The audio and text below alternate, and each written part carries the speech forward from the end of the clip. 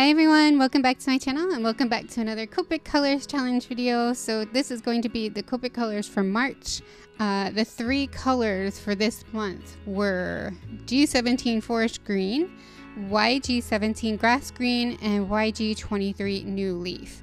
I did not love these three colors at all, and I only did two drawings. Both drawings are going to be in this video, so definitely stay tuned. The first drawing is going to be a traditional drawing that I did in my sketchbook, and the second drawing starts out as a digital speed paint and then goes back to my sketchbook, so definitely stay tuned for that. That'll be the second half of the video. I'll also be talking while I'm doing the digital speed paint about like how you could actually participate and how I did kind of participate in this challenge with different mediums, totally, just depending on what you want from this challenge. So yeah, definitely stay tuned for that. So for the first drawing, I originally was thinking, okay, my first original idea was a dragon, but I was also thinking this sketch paper is super thin. I'm not going to deal with trying to figure out how to draw a dragon. It's not something in my comfort zone at all whatsoever, and I was also kind of feeling kind of low this month, so I was not in the mood to step out of my comfort zone. I just want to stay squarely inside my comfort zone, and sometimes you have to just let yourself stay inside your comfort zone, you know?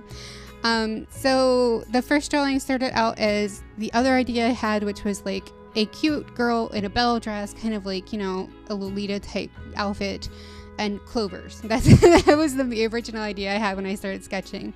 Partway through while I was sketching though, I suddenly thought, this kind of reminds me of Irish dancers, especially since, you know, the colors, I'm pretty sure they picked these colors because of St. Patrick's Day, and St. Patrick's Day hadn't actually happened yet when I started the sketch, so I thought that might be kind of cool. Like when I was younger, my family sometimes would find this Irish festival nearby, like a town over from where we lived. And when I say sometimes found, it's because like there was no internet back then, and it was kind of like we never knew when it was going to pop up, but when we caught it, it was so much fun. And they'd sometimes have like, you know, a band playing or Irish dancers, and they'd have all these shops that sold kind of like Irish related goods and also like food and that kind of thing. Not Irish related food though, it was usually just, you know, fries and that kind of stuff. But you know, we always really enjoyed that because I always really liked the style of like I don't even know the proper terms for it, but I just always liked that kind of like Celtic style. It's just so beautiful to me. Like, yeah, so it kind of reminded me of that. I started to look up references, and I really liked how all like the outfits of these Irish dancers are just so intricate, and they're so different. Like there's so many different types of variations of outfits. Like everybody has their own style and their own design, and it's just so amazing actually. So I really wanted to do something amazing, but this sketch paper can only hold so much, so I kind of just simplified it down, and I just took elements from here, there, and there, and there, and just put together my own kind of thing. I noticed a lot of the girls had the same type of curly hair that's up and then, you know, curls out, so I tried to draw that. And they also sometimes seem to have something like a headband or something, so I tried to draw that in as well, and I had a lot of fun with it. The only thing is, when I started to color, I lost the fun. The fun was gone. I didn't feel good when I was doing the coloring. I just kept trying to keep in mind not to use too much green, to be honest. Like, how do you not use too much green with three green colors? But I just didn't want her to end up looking like a leprechaun Irish dancer. Like, I thought that would kind of cheapen it. So I wanted to keep away from that. I tried not to give her green hair, so I used my multi-liner to fill in the hair, and I almost pulled in another marker for the hair, but I was like, no, it's okay, I'll just use the multi-liner and it'll be fine.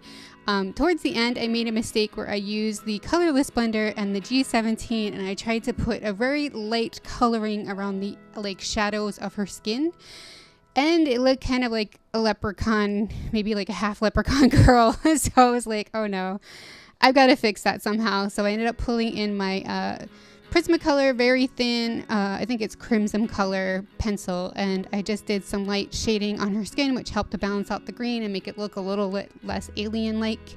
And I also put in some around her hair to make it look a little bit more like red-brown. So in the end, I think it looked okay, but I did not have a fun time. Like, I actually triggered a migraine doing that drawing. I just did not feel good. I had to like go sit down, and like I was seriously thinking, that's it. I think it's good. It's good enough. I'm gonna walk away from this. We're done with this challenge, which is weird because every other colorless every other Copic colors challenge I've done so far, I've done multiple sketches. I've done 2 sketches per video, and then I did a bunch of sketches off camera and posted on my Instagram. But this month I was kind of like one and done. I don't really want to deal with these colors anymore. But that night I was about to go to bed, and I suddenly thought maybe I'll try again, and maybe I'll do the dragon girl that I, you know, like not a dragon but a dragon girl, since the green of the skin kind of reminded me of that. Like I think it would work well for a dragon girl. So what I actually started to do instead of just getting out of bed and coming and sketching, I pulled up my iPad Pro and my Apple Pencil and the Procreate app, and I just started sketching in there. I just thought maybe I would sketch out a pose first, and then that would be done, and I could just draw it again in my sketchbook. But then I was thinking it'd be really good to plan out the colors, so I went to the Copic website.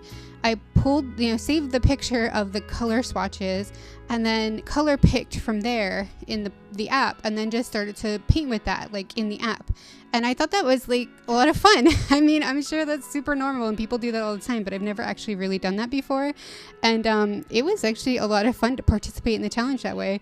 I gotta say though, the blur tool, I think it's the blur tool in Procreate, smudge blur tool, whatever it is so much, like the blending is so much nicer than what you get with the like traditional Copic markers. Sorry, Copic marker, but yeah. So I had like a lot of fun with the colors doing that way, like a lot of fun. Part of me was actually thinking I should do the whole drawing digitally. That would be so much fun. But I decided, no, I kind of want to have all of the sketches in the sketchbook, in the same place. So I ended up stopping there, and I printed it out with my printer and made sure it was the right size for my sketchbook, and then just transferred it with my Lightbox into my sketchbook and continued from there. So I kind of have a digital and a traditional version, which is kind of nice. But the transfer was a little bit more difficult than I thought it'd be. I never really realized that because it's a book, it would be kind of difficult to get the paper to lay flat. So I did notice that the face changed a little bit when I transferred it. But yeah, I mean, it's still okay. It's kind of interesting. It's kind of like a younger, more innocent version on the digital side, and then on the traditional side she looks a little bit more like sarcastic or something. But I really liked how it kind of turned out. I did give in though, and I pulled in another marker for the second drawing because I just couldn't deal with too much green. I needed some kind of contrast, and the black pencil that I had used to do like the hair color in the digital one just made me really want to give her black hair, so that it would be a really nice contrast.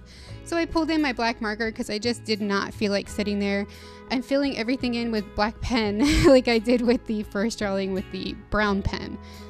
So yeah, I felt a little bit bad for bringing in a different marker for the second one, but also I really did not like these colors, so I was just glad to be done with it, and I think it turned out pretty good in the end. So yeah, I think when it comes to this Copic Colors Challenge, there have been a lot of people who say they wish they could participate, but they don't have the markers. And I've said it before, but I'll say it again. I really don't think you have to absolutely have the markers in order to participate. It really depends on what you want out of this challenge though. Like if you're going to be posting under the hashtag and you want to get like Copic's attention, and you want to maybe even get a retweet by them one day, something like that, then you're definitely going to need to use their products, because that's the whole point. Like they're just trying to hype up their product and get like, people excited about it and like to buy them. And like I enjoy doing it because I already had the markers. I have a bunch of markers, and it's kind of a fun little challenge. But if you don't have the colors, you could either substitute it with something similar. We all know that Copic has a couple colors that are pretty darn similar. Or you could do like substitute in another marker that's similar color, or you could do 3 color pencils, or 3 crowns, or 3 paint. You could do paint, and like actually that'd be pretty good, because you could challenge yourself to do some mixing to try to replicate the same shade in whatever paint you're using. So I mean, it just depends on what you really want out of the challenge. If you're just doing it for fun and just to play around with the colors, then I'd say go for it with whatever medium. Like you could also just go to the website, grab the color swatches, and pop them into a digital program, and then color it digitally if you're really good at digital art. It was a lot of fun doing that. I really enjoyed that. So yeah, I definitely think you shouldn't limit yourself. I mean, of course, if you want, you know, Copic's attention, then you probably should just use their markers and that kind of thing. But yeah, so I've had a lot of fun with this. Well, I didn't have a lot of fun with this month, but I survived it. And hey, at least I'm posting this video a little bit earlier than I have the last two, so that's good. But I would definitely hope that maybe next month would be a little bit more fun. Hopefully they have like at least 2 different colors. That would be kind of cool instead of 3 greens. Ugh, please don't do that again, Copic, please. Please, if you're watching, don't do that again, please. Anyway, so yeah, I really hope that you liked this video. If you did, definitely let me know. Leave me a comment down below and give this video a thumbs up.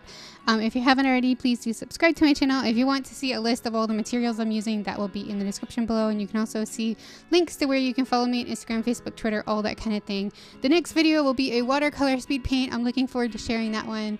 And I'm still working on the mermaid thing. I'm a little late though. It's been a really, really rough month. So I haven't actually started and I feel kind of bad because I was supposed to be like at least halfway done by now, but wish me luck, okay? All right. Thank you guys so much for watching and I will see you next time. Bye.